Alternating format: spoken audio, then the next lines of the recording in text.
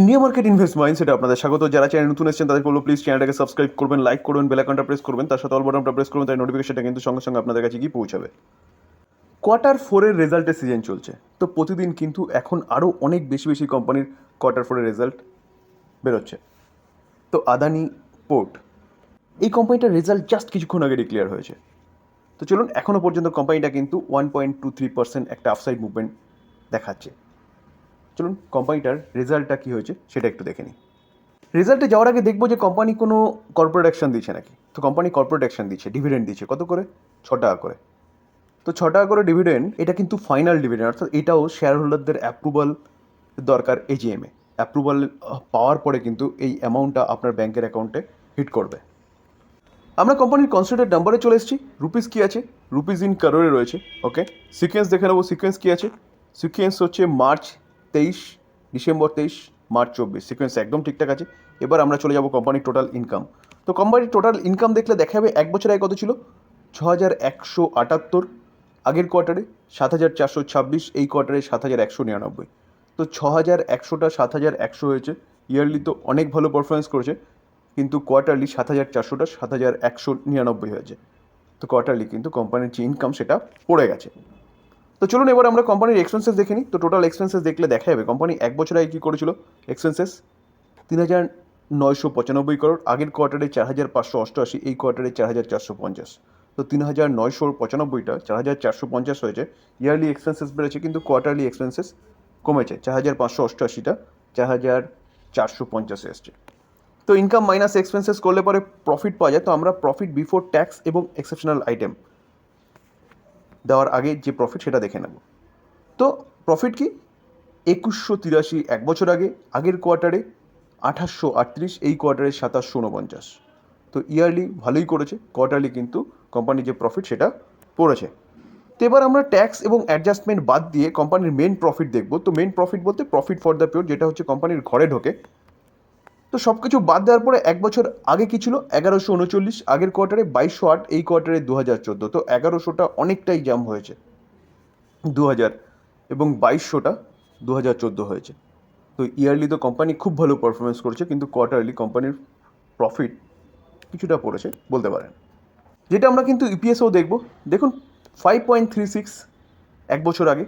আগের কোয়ার্টারে 10.22, এই কোয়ার্টারে কিন্তু 9.44। তো 5.36টা 9.44 হয়েছে, এবং 10.22টা 9.44 হয়েছে।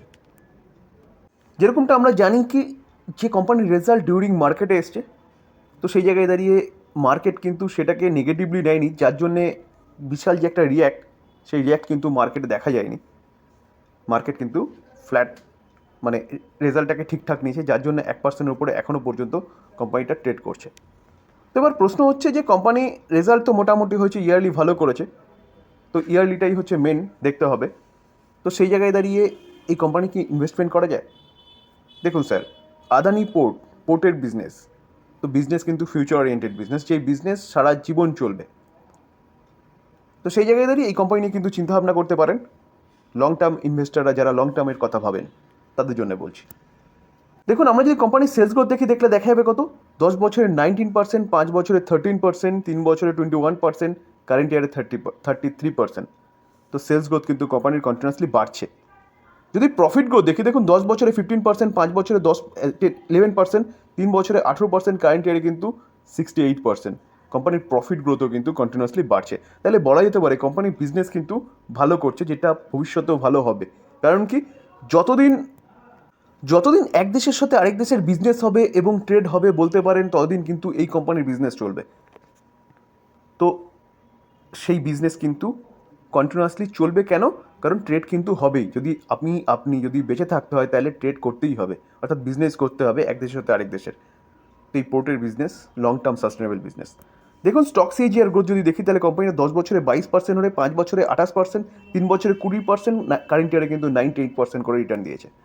তো স্টক সিএজিআর গ্রোথ, অর্থাৎ কোম্পানিটা শেয়ার হোল্ডারদেরও ভালো রিটার্ন কিন্তু বানিয়ে দিয়েছে। দেখুন যদি আমরা শেয়ার হোল্ডিং প্যাটার্ন দেখি, তাহলে মার্চ 2024 প্রোমোটার 65%, 5.89% স্টেক হোল্ড করছে। এফআইএসকে দেখলে দেখা যাবে 14.95% স্টেক হোল্ড করছে। এফআইএস তার স্টেক কিন্তু বাড়াচ্ছে। ডিআইএস কতটা? 11.84% স্টেক হোল্ড করছে।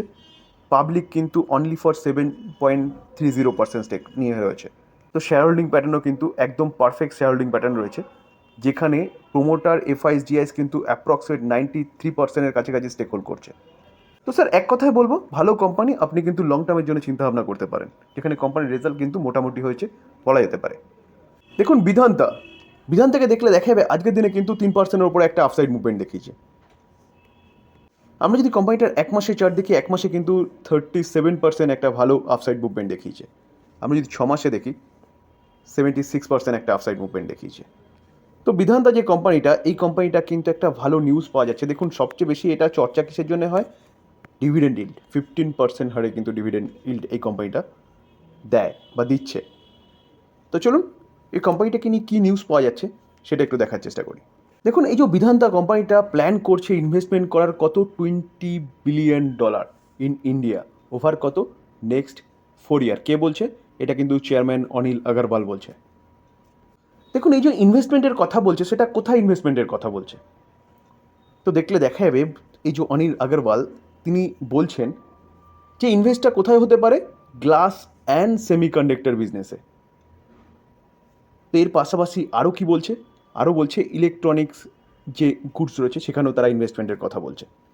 তিনি আরও বলছেন কি, যে Agarwal said we got a land, মানে তারা ল্যান্ড নিয়ে নিয়েছে গুজরাটে, কিন্তু তারা ভালো একটা কী খুঁজছে, need to find a best partner. তো স্যার বিধান্তার জন্য কিন্তু এটা একটা ভালো নিউজ যে কোম্পানি ইনভেস্টমেন্ট করতে চলেছে নেক্সট 4 ইয়ারের মধ্যে $20 বিলিয়ন। চারটিখানি ব্যাপার না কিন্তু। কোম্পানি কিসের জন্য ইনভেস্টমেন্ট করতে চলেছে? সেমিকন্ডাক্টরের বিজনেসে। তো বিজনেস ভালো, ফিউচার ওরিয়েন্টেড বিজনেস, ইনভেস্টমেন্ট করতে চলেছে সেটাও ভালো। তো এই কোম্পানি নিয়ে চিন্তাভাবনা করার আগে স্যার একটা জিনিস সবসময় দেখবেন। চলুন কোন জিনিসটা সেটা দেখাই। দেখুন আমরা যদি দেখি তাহলে কোম্পানির কাছে রিজার্ভ আছে, যথেষ্ট রিজার্ভ আছে 65,000 crore। তার পাশাপাশি কোম্পানির কাছে বোরোয়িং, সেটাও কিন্তু দেখতে হবে কত বোরোয়িং আছে, 28,000 crore।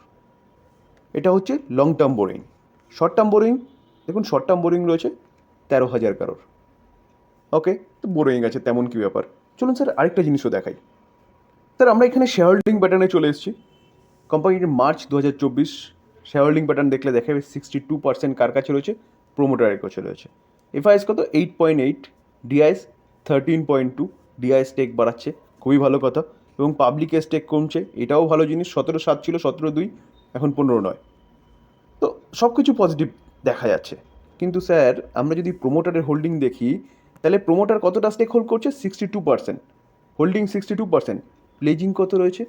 99.99%। অর্থাৎ যতটা স্টেক প্রোমোটার হোল্ড করছে তার সবটাই কিন্তু গিরবি রাখা আছে। এটা কিন্তু মাথায় রেখে তারপরে স্যার আপনি রিস্কটাকে ম্যানেজমেন্ট করবেন। স্যার আমরা ইনভেস্টার, আমরা ইনভেস্টমেন্ট করছি, রিস্ক নিচ্ছি মার্কেটে ইনভেস্টমেন্ট করে। কোথাও যেন রিস্কটা ক্যালকুলেটিভ হওয়া উচিত। তার জন্যে কোম্পানি ভালো করছে, কোম্পানি বিজনেস ফিউচার ওরিয়েন্টেড বিজনেসে নামছে, সব ঠিক আছে, কিন্তু কোথাও যেন এটাও একটা মাথা ব্যথার কারণ যে যতটা স্টেক প্রোমোটার হোল্ড করছে তার পুরোপুরি স্টেক হচ্ছে প্লেজিং দেওয়া আছে। অর্থাৎ বলতে পারেন আজকে যদি কোম্পানির কিছু হয়ে যায়, প্রোমোটারের তেমন কিছু যায় আসবে না, কারণ কি প্রোমোটার পুরোটা স্টেকটাই গিরবি রেখে টাকা তুলে নিয়েছে আগের থেকে। দেখুন ডাবর ইন্ডিয়া এফএমসিজি সেক্টরের আরেকটা দিগ্গজ কোম্পানি বা ভালো কোম্পানি বলতে পারেন। কোম্পানি আজকের দিনেই Q4 রেজাল্ট ডিক্লেয়ার হওয়ার কথা ছিল, কিন্তু 4:30-এ ডিক্লেয়ার হওয়ার কথা ছিল, কিন্তু মার্কেট চলাকালীনই কোম্পানির রেজাল্ট কিন্তু ডিক্লেয়ার হয়ে গেছে। দেখুন আজকের দিনে দেখলে দেখা যাবে প্রায় 3%-এর কাছাকাছি এখনও পর্যন্ত কোম্পানিটা আপসাইড মুভমেন্ট দেখিয়েছে। তো মুভমেন্টটা যে দেখিয়েছে না, এটা কিন্তু হেভি রিসেন্ট। এখন 522-এ চলছে, কোম্পানি কিন্তু 530 পর্যন্ত চলে গেছিলো। চলুন আমরা কোম্পানিটার রেজাল্টটা একটু ওভারভিউ দেখে নিই। বলছেন কোম্পানির নেট প্রফিট যেটা, সেটা কিন্তু 16.5% হারে বেড়েছে ইয়ার অন ইয়ার বেসিস। বেড়ে কত হচ্ছে? 341 crore। রেভিনিউ বেড়েছে কত? 5% হারে কিন্তু রেভিনিউ বেড়েছে। এখানে কোম্পানির রেভিনিউ যদি বলেন তাহলে কত হয়েছে? 2814.64 crore। প্রফিট এক বছর আগে কি হয়েছিল? এক বছর আগে কিন্তু 292.76, সেটা কিন্তু কত হয়েছে? 341.22। 16.5% হারে কিন্তু তার প্রফিটটা বেড়েছে ইয়ার অন ইয়ার বেসিস।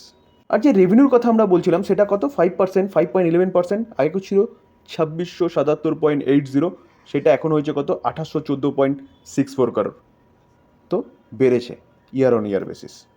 তো বলা যেতে পারে কোম্পানির রেজাল্ট ভালো হয়েছে, যার জন্য দেখুন একটু আগে আমরা দেখছিলাম যে 2.9 সামথিং কিছু ছিল, সেটা কিন্তু আরও বেড়ে গেছে। তো মার্কেট এই রেজাল্টটাকে কিন্তু পজিটিভলি নিয়েছে, কোম্পানি কিন্তু রেজাল্ট ভালো করেছে। তো এই ছিল আলোচনা। যদি আলোচনা ভালো লাগে, যারা চ্যানেল নতুন এসেছেন তাদের বলবো প্লিজ চ্যানেলটাকে সাবস্ক্রাইব করবেন, লাইক করবেন, বেল আইকনটা প্রেস করবেন, তার সাথে অল বাটনটা প্রেস করবেন, তাই নোটিফিকেশনটা কিন্তু সঙ্গে সঙ্গে আপনাদের কাছে কি পৌঁছাবে। থ্যাংক ইউ, ভালো থাকবেন।